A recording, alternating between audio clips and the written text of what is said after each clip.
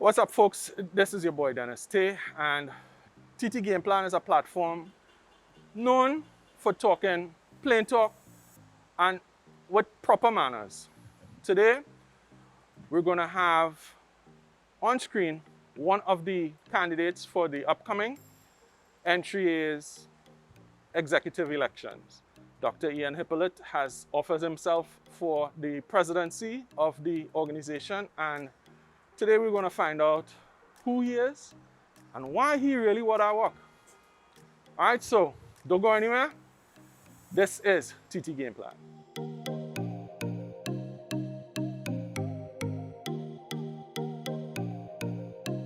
So, Doc, welcome to the show.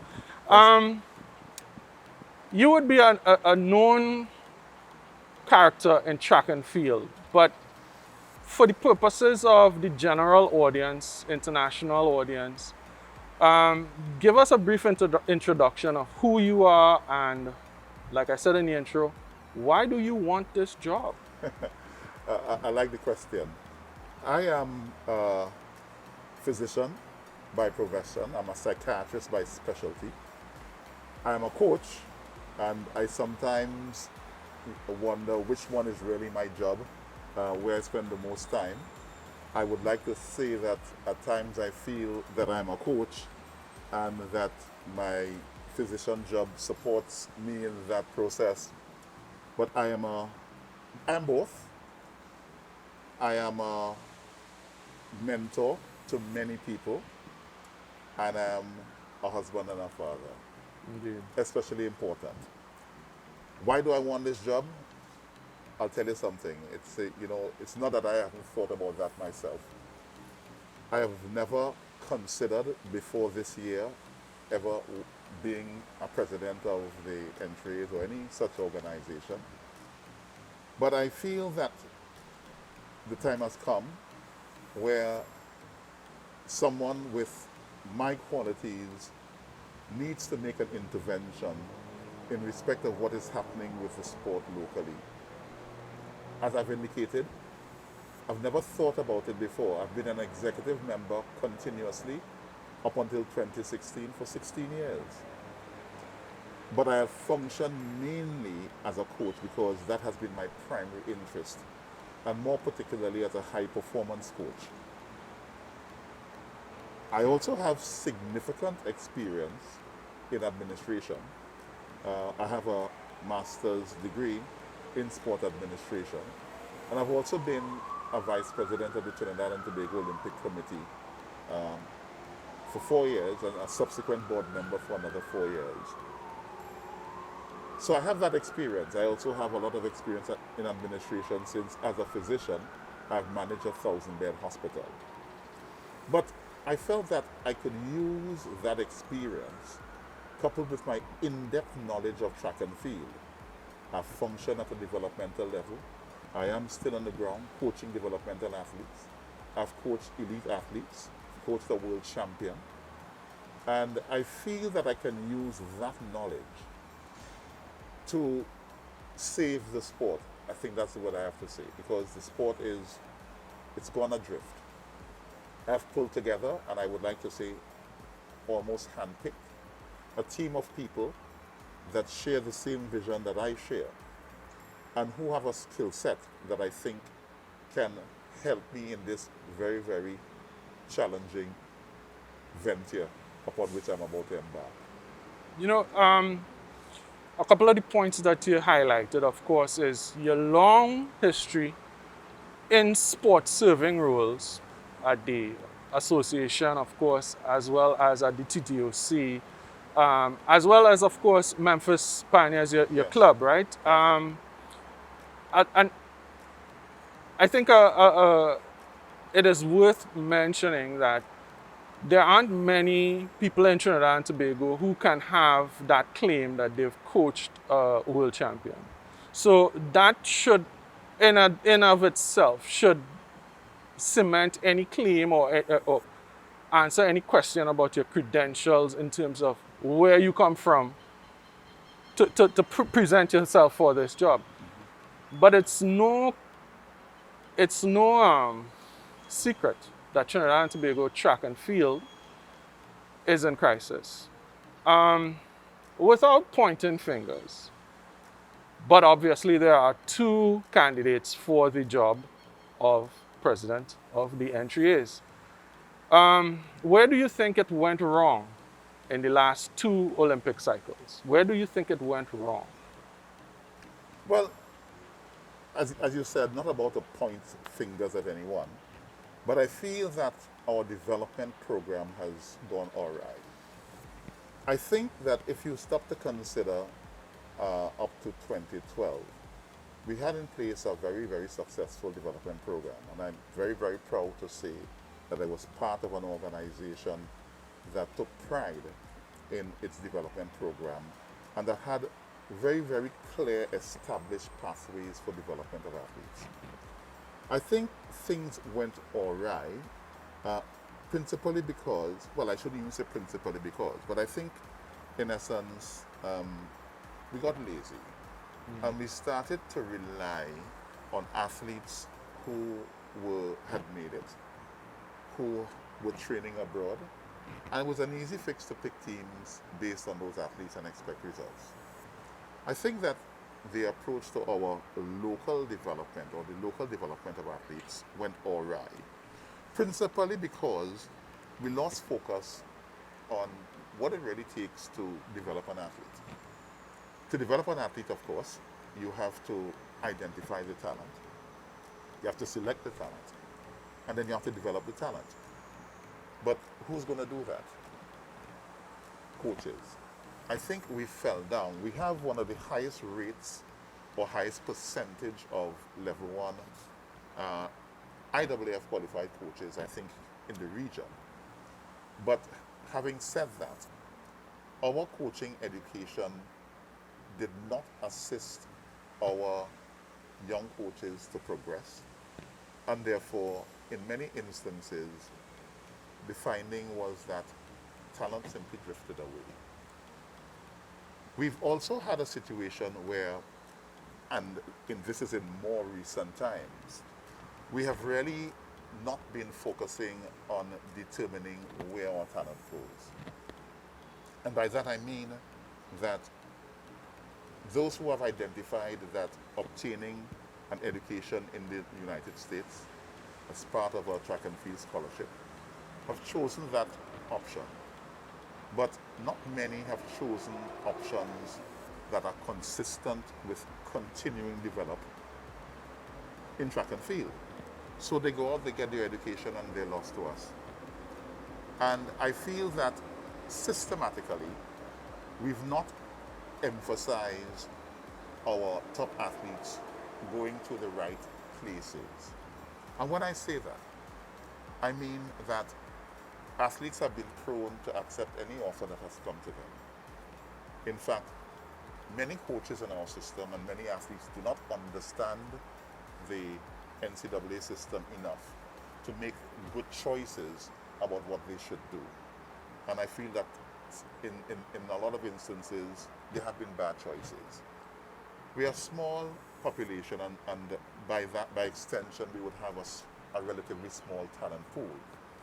We've not tapped in enough, I think, to the diaspora as well, and I think that has been a problem. But whenever you have a small talent pool, it is absolutely essential that you minimize the loss or the attrition of talent. And I don't think that we've focused enough on that. As I said, I think that previous developmental cycles resulted in athletes going out to perform, and we got results. But then I think we got a little bit lazy and decided to rely on that. That train is drying up. COVID has intervened, and we now find that we are in an even worse position than before, principally because our athletes have had relatively little activity over the last 2 years. Our main competitors in the region, and certainly internationally, have continued to have athletics programs running. I have always likened it to a famine. It's like we're in a famine. You've been growing along well, and famine has hit, And while famine has hit you, your neighbors have continued to eat well. Where does it leave you when you return? Feeble, malnourished. And I think that that's where we are at this point in time. We are feeble, malnourished. No doubt, with the pandemic, we will have lost some number of athletes who, by virtue of not being able to train properly, compete properly, may have left the sport. Right. And we have to take a look at all of these things as we try to bring things back. It's not going to be an easy task. You ask again, why would I take this on? I must be a very brave man, but I'm very passionate about track and field.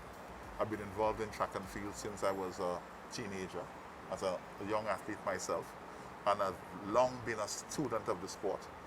I know this sport inside out, and I think that is what has motivated me to take on this very, very difficult challenge. I acknowledge it.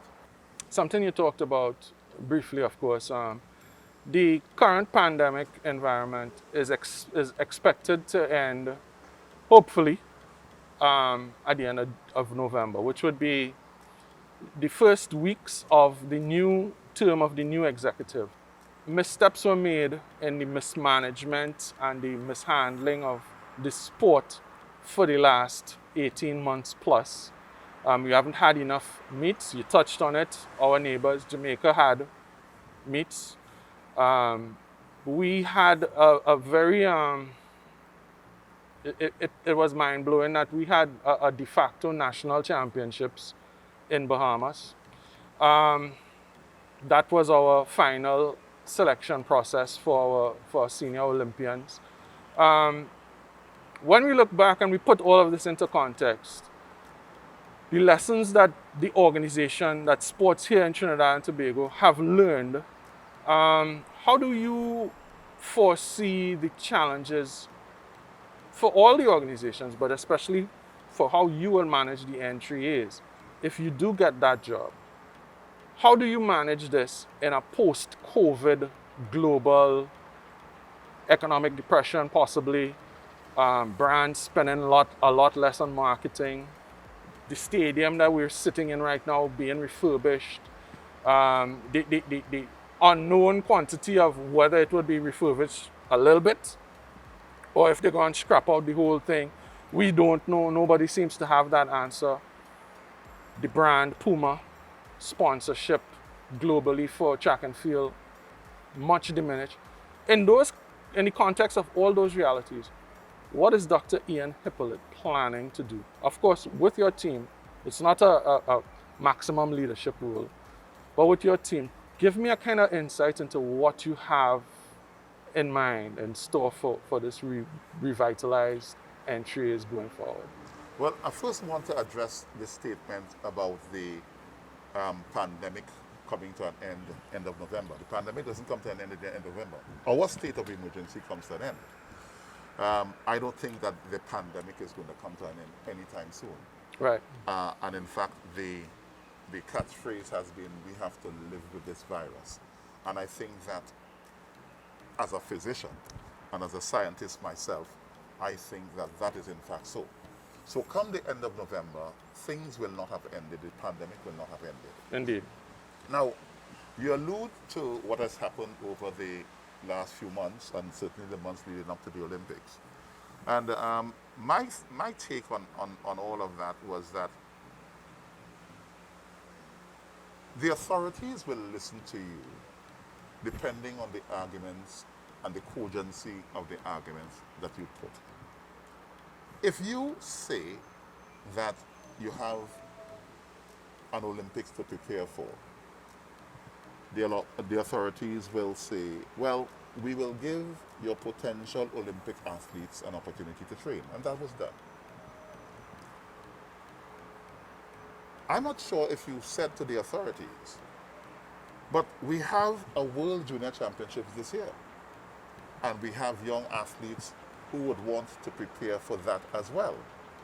And therefore, could we consider that a priority? So, a few weeks out of the Olympics, we had some hasty or too hastily arranged meets, so-called trials. And it begs the question, could you not have presented the argument in a cogent manner that the very life of the sport depending on at least some young athletes preparing. We have a World Junior Championship as well. And putting an argument so that we could get on with things like Jamaica. I could, every Saturday morning, go online, and which I did, and watch a meet in Jamaica. I saw Shelly and Fraser Price run 10.6 straight around 8 o'clock in the morning. Mark you, Jamaica had a 2 p.m. curfew on the weekend, and they managed to get those meets in, get everybody home, and did it on a consistent basis. And therefore, can we really compare ourselves with Jamaica when we take a look at what they have done to get good Olympic representation? So in essence, we also sent a very small team to the World Junior Championships. Most people wouldn't know because the performances were nothing to talk about. And of course, expectedly so. And then of course, you had a flurry of meets, trials, late in the season. And to me, it reflected a total lack of understanding of what is required to prepare athletes for elite competition. You can't simply host a series of events and say, these are the trials for the Pan Am Games, international games, or these are the trials for the World Junior Championship, and expect athletes to pick themselves up, not having competed for how many months, and to perform adequately. That speaks to a total lack of understanding of the process of performance. I understand the process of performance. And I intend to bring my knowledge of the process of performance to bear and to represent the point of view of track and field. I understand fully that this pandemic is not yet over. Right. And that we will have to make the adjustments that we need to conform with the public health authorities so that we can get our program back in a sensible manner. So the few meets that we held, we can use the template that we have for having those meets. And in fact, I have in possession a template for how the Jamaican meets were run. And we can adopt those very same principles and present it to the authorities with a view to getting our program restarted. I absolutely know that we will be functioning in a low finance environment. There's no doubt about that. And therefore, I plan to use my skill, which I think I have in abundance, of making things work with little. How do you do it? You have to think creatively. You have to understand what is important in terms of preparing athletes and what is the fluff. And therefore, we are going to have to cut costs in preference for athletes getting out and functioning, performing, doing the basic things. There are going to be certain marquee events that you will need to pull out all the stops for. But in an environment of low resources, you now have to start to focus on getting coaches to collaborate, for example, on a regional basis. In other words, using facilities near them to have what I would want to call satellite meets, which of course, as a body, as a board, we are prepared to contribute to and to help to run. But in other words, get those people back into action, maybe in smaller numbers, on any given weekend in Jamaica. And I don't always like to use the Jamaican context, but I have to in this particular instance. On any given weekend in Jamaica, you're going to have at least 10 track and field meets being run simultaneously. Not one. Not one. And not all of those meets being run under the auspices of the governing body. And we have to get to that point where we encourage people to help themselves and help themselves to conduct meets in a low budget manner, but with the benefit to be derived from having athletes come out into a competitive situation. So I have been a leader for as long as I know myself. I think I have a group of young people, as I said, hand-selected with specific skill sets, who, given the 2 or so months that we've been together and discussing the track and field, have an idea of what is needed in this particular situation. And, you know, that's a perfect segue point for us to talk about the team. Yes. Obviously, the way the entry is set up, it's not a one-man show, you know. Of course, the president gets all the heat, especially from one of our very storied American-based Olympians who may or may not work for NBC. But certainly it's a team sport at the board level as well. Talk to me about some of the members of your team. A lot of them are coaches. Michelle Allen Penny, Arlon, Soren. Talk to me about how this team gelled and what specifically each one would have brought to the table that made them stand out to you. You've mentioned 3 people, all 3 of whom are heavily involved at the developmental level, because we feel that that's where we need to function. Michelle runs several programs of development. Alan, Soren do the same thing. But we also have a young man by the name of Damien Kopi. I came about him, I met him via introduction. Somebody introduced me to him. And I gave him a call and I met him. And Damien Gopi has very, very quietly and behind the scenes been a force behind primary school athletics Indeed. in County Victoria. Most people don't know that. And he has been diligent. Of course, having met him and having seen his own depth of knowledge in respect of developmental athletics, I had no choice but to basically ask him to join me. A very smart young man, very literate young man who is running for the position of assistant secretary. But we also have a very, very competent accountant who will be our treasurer, Aisha Martin. And there's a little bit of a change I have noticed, and I have been a part of the board for a long while. And in fact, my master's thesis for my sport administration was on governance. And guess who was the subject of my thesis? The entries. Right. So I did an in-depth study of the entries, and I presented my findings to them, some of which they've taken, the majority of which they've not.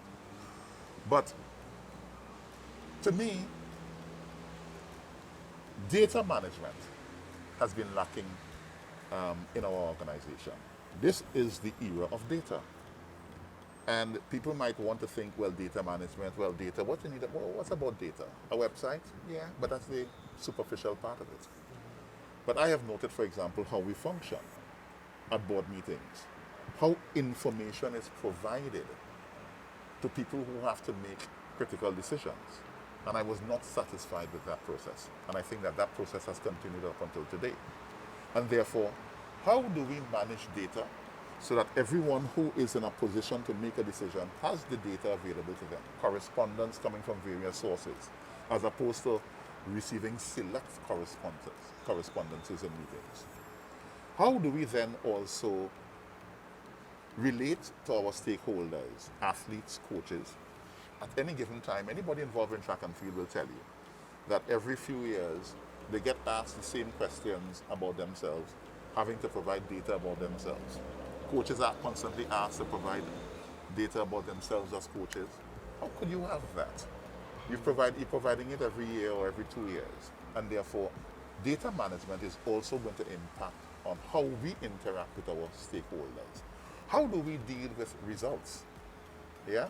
And how do we use results, for example, in team selection? That, from my point of view, was always a weak point of the association, in the sense that some people will okora, some will not. And therefore, data management is going to be a very, very critical part of how we organize ourselves. And we have an established IT professional by the name of Peter Campbell, who I think is going to play a significant role in the association in that regard.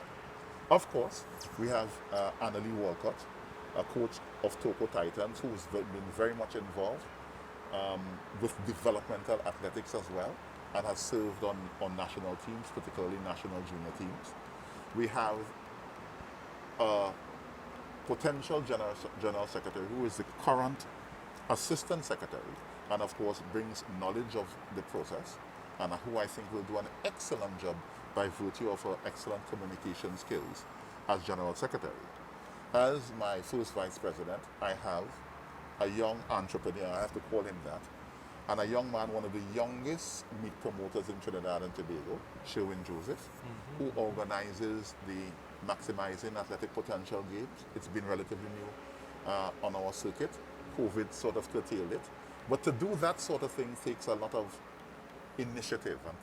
And Sherwin is definitely someone with tremendous initiative and has lots of ideas. And that's the type of person that I would like to work with. Yeah. So we have a team that I think is a good blend of experience. I bring that. And there are other members of the team that brings that. Michelle has been around for a while. Yes. And youth. Because we also want to introduce a new cadre of sport administrators. I'm just remembering Karyssa, who quite recently was instrumental in negotiating a position on behalf of Trinidad and Tobago with the World Cycling Body.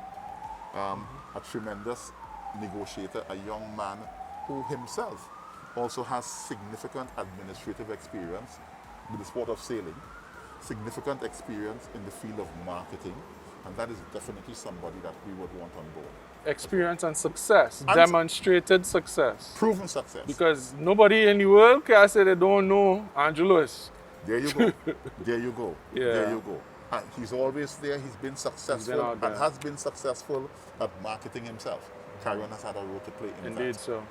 Yeah. When we look at Trinidad and Tobago going forward to Paris, this executive is going to be plotting that road. Obviously, one of the main problems that we see and we spoke about briefly, the sponsorship element. NGC would have had very damaging news with the loss of the train 1 of the natural gas. They would have been reporting significant first and second year quarter losses in fiscal 2021. We know it's going to be a challenge. We also know that in the past, Ephraim Serrett was the kind of guy who could make a call. In the last year, we don't see that gear being able to be engaged by the outgoing or incumbent, if you want to take a look at it from that point of view. Do you have the Brethren Network hookup that you could say, hey, let me call somebody? Because in my mind, I think that's what is going to be required to fill a lot of the little gaps and maybe some of the bigger gaps. How do you see that part of it, and how do you see your role in that part of it? I absolutely do have the Brethren Network contacts. I will say, though, that you've raised a very, very important point. And I will say that in a low finance environment, it is very, very important to manage your existing relationships with sponsors. And once I get voted into office, that will be one of my primary movements in terms of keeping our existing sponsors. We lost a major sponsor over the last few years. That's Surgical. And my intent is to try to find out, number one, why we lost that contract and what we can do to regain it. Ultimately, every sponsor wants to see results. It is the product that becomes attractive to a sponsor. And through transparent functioning, very, very important, through presenting a product that is satisfying to the sponsor, I hope to be able, one, to keep sponsors that we have and to woo potential sponsors. It's not going to be an easy task. How do we do that? You mentioned that Paris 2024 is lurking around the corner. 10 minutes around the corner. But the World Championships 2022 is the next stop. Is right there. I took a look at that, and the term I use is picking low hanging fruit.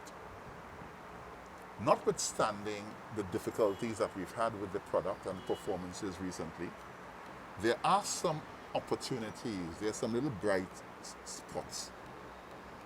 And with my knowledge of track and field and my knowledge of performance, there are some spots that we could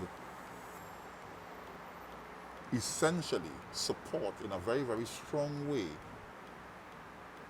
and market them as low-hanging fruit that we can read. Many people take a look, for example, at our 4x4 team at the Olympics, and people were very, very disappointed at the outcome. Our performances were nothing to sneer at. We performed within a couple milliseconds of a national record, even prior to the final. And we have a cadre of young men that we can project will be around for the next few years, and we can try and address some of the needs that they have. That's a potential source. Many people may not have noticed, but we put forward a relatively young 4x100 meters team. A team that in the build-up in the Bahamas and in Florida before, in Miramar in Florida before, was essentially a 39-second team. And a team that is eventually ran 38.4 seconds, if my memory serves me right, at the Olympics. Now, I was a part of the Olympic team in Sydney in 2020 when we were pilloried for having what they used to call a pickup side then, and that team was spearheaded by our low medal performer at that time, Arthur Golden, a relatively young team. And this team that ran in Tokyo actually ran faster than the team that ran in Sydney. After Sydney, in 2000, we won a medal at the World Championships in 2001. We were finalists in 2003. We won a silver medal in 2005. We weren't around there in 2007. By 2008, yes, we won a silver medal and ultimately a gold in Beijing, 2009, and so forth. There is a significant upside because outside of those young men who represented us in Tokyo, and Richard Thompson has gone into retirement, there is a group of young men who we feel can make the transition and present us with opportunities there as well. We have also had good performances. We've had, notwithstanding the complaints of the public, finalists and near finalists, Michel Lee Ahi, after a very short build-up period, narrowly missed being recognized as one of the top 8 athletes in the world. Literally, the weight of your jersey. Or less. And therefore, that is somebody that we can project will be around and will be representing us. We have a young heptathlete / long jumper. Tyra, yes, who I feel is going to do well. And what I'm pointing out, and I'm pointing to the senior level. I have my eyes on the pulse enough to know what we have at the junior level and who we can focus on in terms of making an impact at the level of the Karyssa Games, and therefore some sort of idea as to where to pour the resources. And when I say the resources, we may not necessarily have a lot of money, but I have come to understand from my functioning in track and field and my ability to bring out performances in people. Now what really matters? Money matters, there's no doubt about it. What really matters is the human resource. Yeah?